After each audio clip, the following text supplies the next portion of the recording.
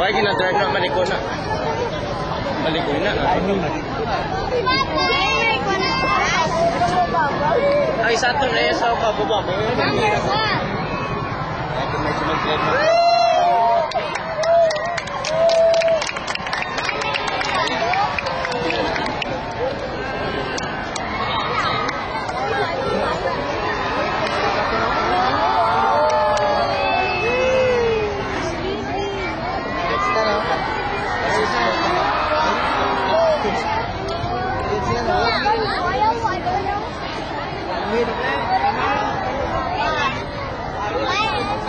Ako liyon na yan, may kamera na.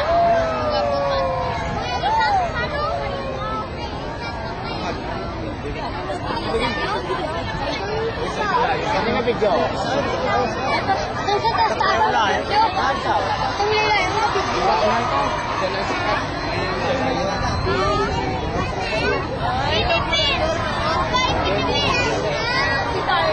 Ito ba yan?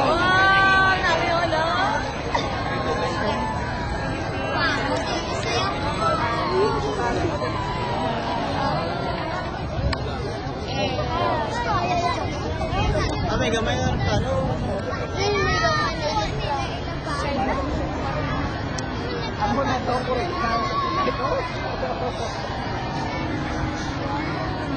Oh, raya. Dito.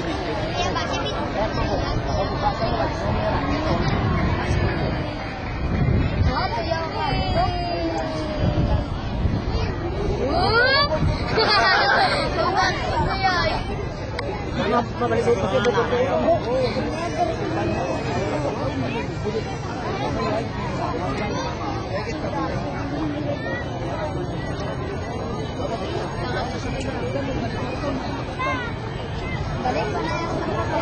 Paano po ba pumasok bilang airborne, sir? Unang-una yun nga, mag-under ko nga ng training, kinakandak ng special forces na yung basic airborne course, which would take you ordinary soldier 45 training days. And then after that, if you want to further upgrade your skills, you can do the jump master course. Yung jump master course naman is yung yung paano lang pagkukumaan ng mga pagpapatalon na yun. Ikaw na yung nagkukumaan, hindi na ikaw yung jumper. Ganon. And then yung pagbabasa ng hangin, mga ganon.